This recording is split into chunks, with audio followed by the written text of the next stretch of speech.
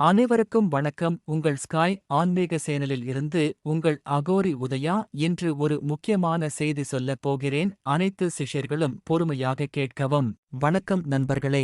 அஷ்டகர்ம சித்தி பெற கணபதி உபாசன மந்திரம் பற்றி நீங்கள் கேட்டதுண்டா? வசியம், மோகனம், ஆகர்ஷனம், உச்சாடனம், ஸ்தம்பனம் போன்ற அஷ்டகர்ம சக்திகளை அருளும் ஒரு அதிசய கணபதி மந்திரத்தை இப்போது பார்க்கலாம். இந்த மந்திரத்தை சரியான முறையில் ஜெபித்தால் கணபதி தேவரின் அனுக்கிரகம் கிடைக்கும். இந்த மந்திரம் சாதாரண மந்திரம் அல்ல.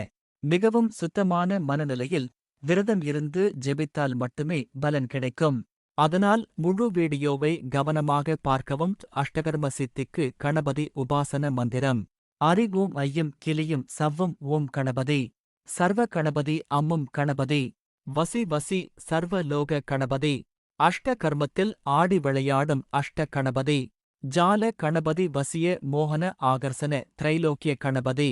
உச்சாடன ஸ்தம்பன ஹம் கணபதி. பேதன மாரண வித்வேஷன மகா கணபதி. வா வா வசம் வந்து இடபாகம் சுற்றி வலபாகம் சுற்றி வந்து என் முன்னே நில்லு நில்லு. கம் கணபதியே நமோ நமஹ மந்திரத்தை சித்தி எடுக்கும் முறை. முதலில் பச்சரிசி மாவு கொண்டு யந்திரத்தை தரையில் வரைய வேண்டும். அதில் மஞ்சள் பொடி பரப்பி அதன் நடுவில் விளக்கு ஏற்றி வைக்க வேண்டும். பின்பு அவல், பொரி, கற்கண்டு, முந்திரி, பழம், வெற்றிலை பாக்கு, எலுமிச்சம் பழம், இளநீர், தேங்காய், கடலை, சந்தனம், பன்னீர் அத்தர், அருகம்புல், ஊதுபத்தி, மோதகம், வாழைப்பழம், மலர் வகைகள் வைத்து பூஜை செய்ய வேண்டும். 48 நாட்கள் மிக சுத்தமாக பூஜை அறையில் விரதம் இருந்து இந்த மந்திரத்தை லட்சம் தடவை ஜெபிக்க வேண்டும்.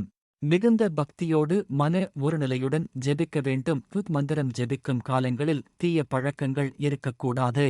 அசுத்தம், கோபம், தவறான எண்ணங்கள் தவிர்க்க வேண்டும். சுத்தமான வாழ்க்கை முறையில் இருந்தால் கணபதி தேவரின் அருள் கிடைக்கும். இந்த மந்திரம் உங்களுக்கு பயனுள்ளதாக இருந்தால் வீடியோவை லைக் செய்யுங்கள், ஷேர் செய்யுங்கள். மேலும் ஆன்மீக வீடியோக்களுக்கு ஸ்காய் ஆன்மீகம் சேனலை சப்ஸ்கிரைப் செய்யுங்கள். நன்றி, வணக்கம்.